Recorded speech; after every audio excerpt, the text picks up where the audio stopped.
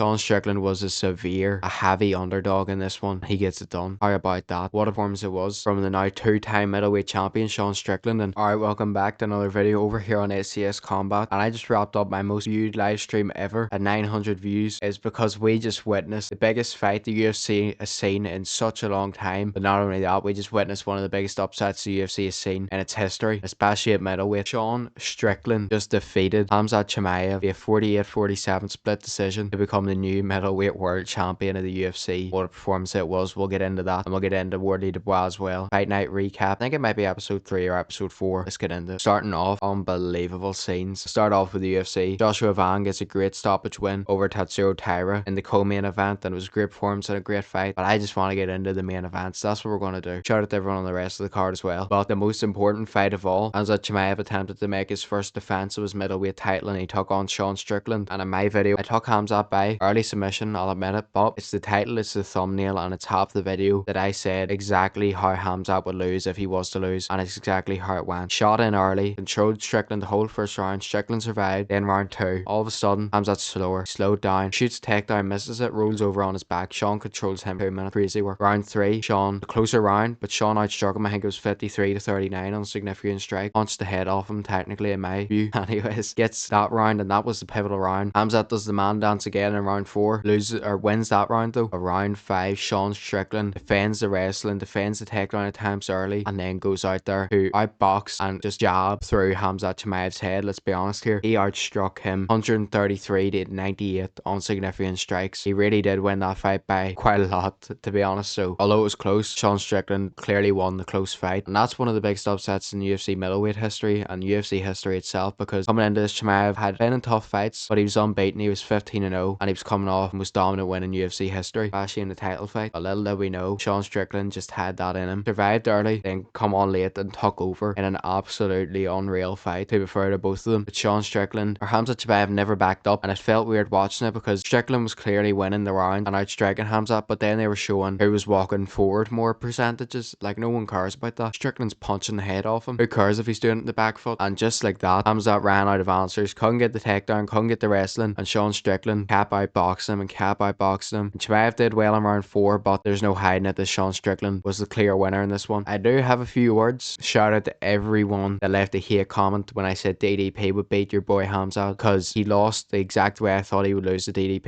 He just lost that way to Sean Strickland, and I said it again, and he proved me right that time because he lost that way, even though I picked him. But now you get a bit of your own medicine. Now you know what it's like to get your pick wrong or to lose. But what a win that was. Sean Strickland just probably ruined every plan Paramount ever had for a clean UFC press conference, but well, that's the cost of it. I think he just saved the sport from a lot of wrestling for 25 minutes, I'll be honest, because I think if Chimaev would have got that, then he would have come back again and he would have just held someone else down, to be honest. So it's a very good win for Strickland right there. Unbelievable performance from him. Just jab, right hook, jab, takedown defense. Perfect from him. Perfect. You know, it was never going to be an easy win, but he got it. His nose is broke like mental, but he did exactly what he needed to do to win a close fight. 48-47, like I said, that he would do if he was to win. But that is one of the greatest upsets I've ever seen in this sport. I mean, let's be honest here. The odds, I think it was -490 favourite for KhamZat Chimaev. My poll was 87% KhamZat Chimaev to win. Sean Strickland was a heavy underdog in this one. He gets it done. How about that? What a performance it was from the now two-time middleweight champion Sean Strickland. And you really got to think about this as well. He's won the title twice, and to do it, he beat Israel Adesanya, one of the greatest, if not the greatest middleweight ever, and KhamZat Chimaev, the man that looked unstoppable throughout his whole career. Where is Sean Strickland in the middleweight GOAT conversation? That's the question that you have to be asking at this point. One of the greatest wins that I've seen in a while, and I'm sure that'll be celebrated a lot. Held no bias going into it, maybe, but allegedly. But I did not want to see any more of that 25-minute holding someone down. I didn't want to see any more of that just rubbish. I'll use that word. I didn't want to see any more rubbish holding someone down for 25 minutes. Get that out of my face. How about a bit of the man dance, as Sean Strickland calls it? Let's box in here. And Sean Strickland punched the head clean off KhamZat Chimaev, take his undefeated record and to take his belt with him. It ended well. Sean Strickland apologised for the stuff he'd said in the lead up to many religions and stuff, and said he should be a better person. And KhamZat Chimaev also wrapped the belt around him, actually. It all ended well, and they touched gloves before and they touched gloves after and stuff. And shout out to Chimaev. It was a tough, gritty performance, and he didn't ever cower away. You know, he kept coming forward and he kept fighting, but he was walking exactly into what Sean Strickland wanted and what Sean Strickland needed, and that's why he lost in there tonight. Gassed in round 2, got it back in round 4. Sean Strickland prevails, and that's the way it goes. I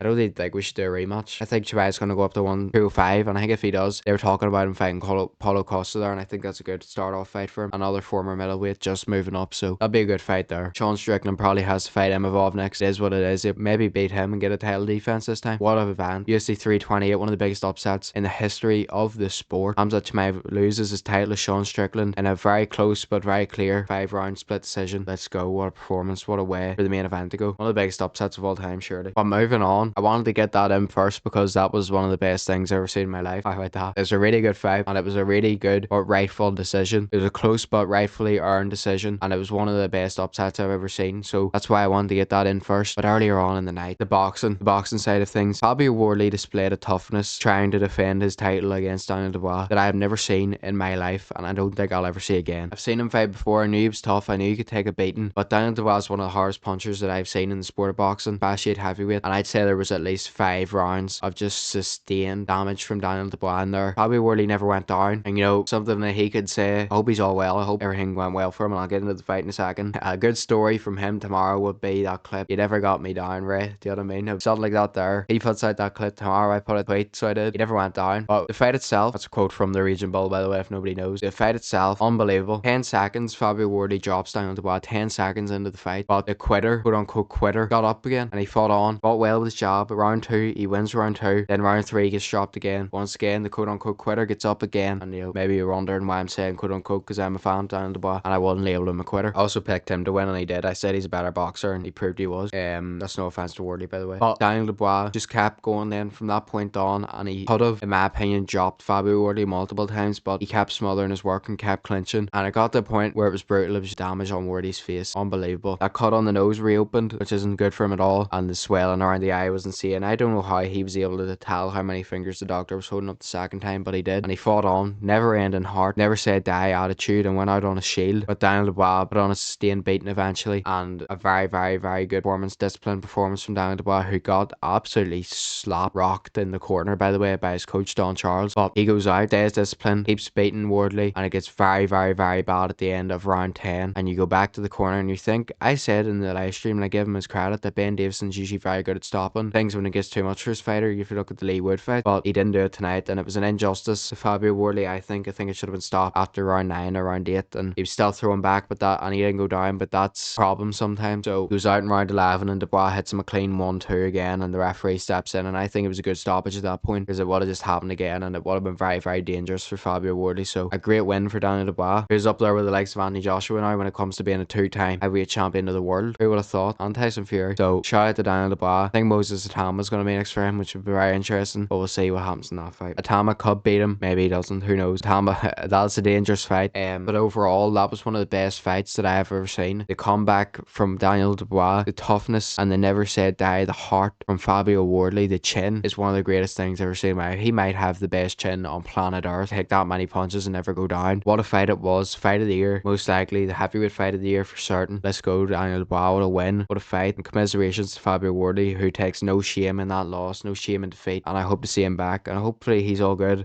He did take a lot of punishment in that fight, so I hope he's all good. Hope all is well for him. He makes quick recovery. Shout out to him as well. That is it. UFC 328, the biggest upset we've seen in a while. Daniel Dubois versus Fabio Wardley, one of the best fights you will see this year, as Fight Night Recap episode 3 or 4, whatever one we're on. Much thanks to anyone to come along to the live stream. We actually got 900 views, which is absolutely ludicrous. Like, I would never have thought that would have happened. So I knew the fight was big for Chimaev. I actually broke my initial record on the Wardley fight as well, so shout out to anyone to come along to that. And then I beat it by like 700 on the Dubois, or on the UFC 328, which is crazy. But thanks to anyone to come along, much appreciated. And yeah, just go like, subscribe, follow for more. Instagram, Twitter, TikTok. We are out. What a week of fights, what a weekend of fights, what a week of build-ups.